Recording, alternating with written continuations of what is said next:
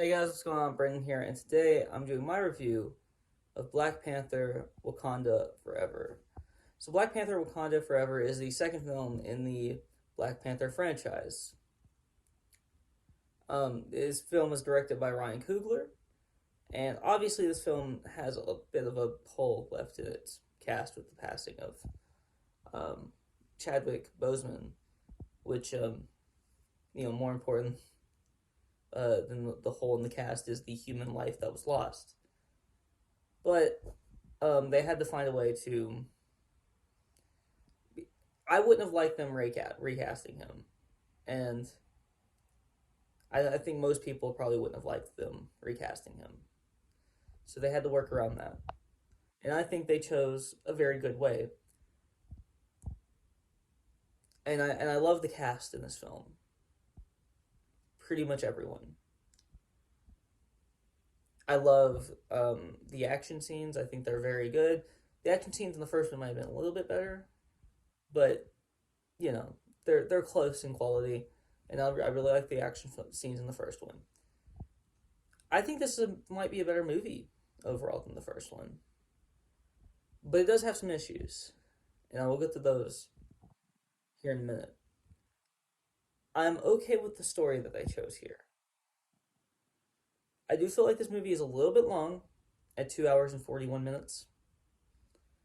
It's a very long film, and at times you can feel the length, and that is the issue that I have with the length. Now, I don't think that there was maybe much of a way they could have worked around that because of the passing of Chadwick Boseman. They had to do so many they had to do so many different things. They had to, you know, they had to introduce the new Black Panther, give them, you know, um, create the story around them, and then kind of give them more depth than they did in the first one. And it takes a lot of time to do that. So I do think that it probably does feel a little bit long at the beginning specifically. I'm like, can we go? Can we get somewhere? Come on, come on. And I think that's because of the circumstances surrounding the film and what they had to do to make this film work at all. So I don't have too big of an issue with it. I understand why it is the way it is. Why they had to do it this way. It was really nothing that they could do to fix that. It is what it is, and it's very unfortunate. Um, Obviously, I wish they didn't have to do it this way, but I kind of feel like they did in at least a certain way. But really, what I want to talk about is um, the multiple kind of tributes to Chadwick Boseman throughout this film. I really liked most of them, pretty much all of them throughout the film. There's one at the end that they did as like a final tribute, which is, I think could have been done a little bit better, but it was fine. Um, it was a this was a very good film, and it's very emotional. Um, I'm not one to like cry during movies. It was a little tear jerky, even for me. So, um, I am happy that they did that they were able to give him a solid tribute um, to the character and his life and him. um, it just everything. It was a good moment throughout the film. um, so this film is I think uplifted, I guess you could say, by its really good cast. Um, Lita Wright, I believe that's how you pronounce her name. Shiri, T'Challa's sister. Napita uh, Nyong'o, and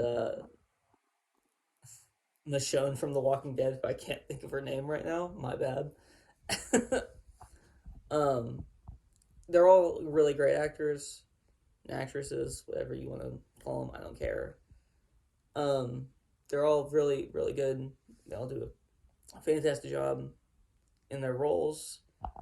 And so does everyone else. The new cast is very good. There's not very many, but the new cast is very good. The returning cast is very good. Just we got a bunch of very good cast members here. I do think the villain was kind of lacking a little bit, as it happens in a lot of these Marvel movies. It's just it is what it is in a lot of these movies. I feel like the main villain in most of these movies, the main antagonist in most of these movies, is usually just not that good, and it works for these films, and that's what I'm gonna give them credit for. It really, really does work for these films. What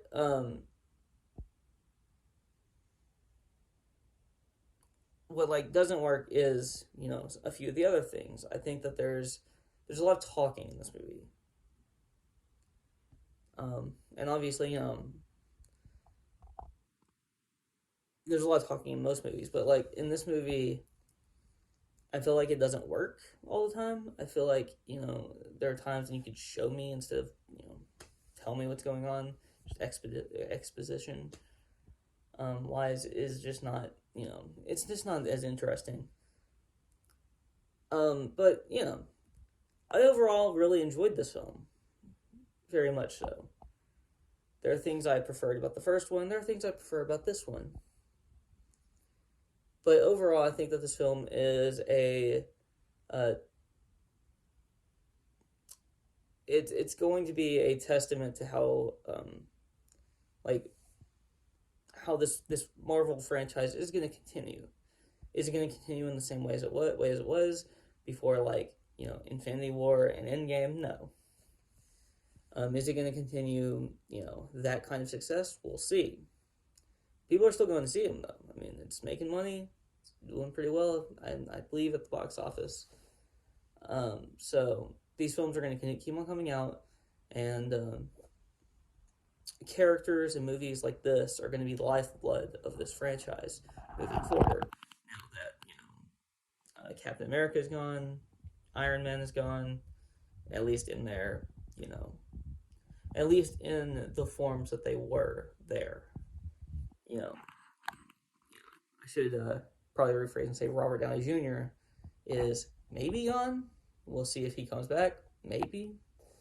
And Chris Evans is, I would say, definitely gone. I don't think he would come back for anything.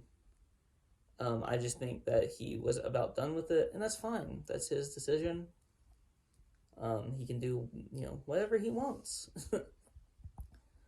But I do think that Robert Downey Jr. could come back in like a kind of like a speaking role for some of these films. I think it's been like hinted that he might. I think it's been like in the press that he's signed some kind of deal with them.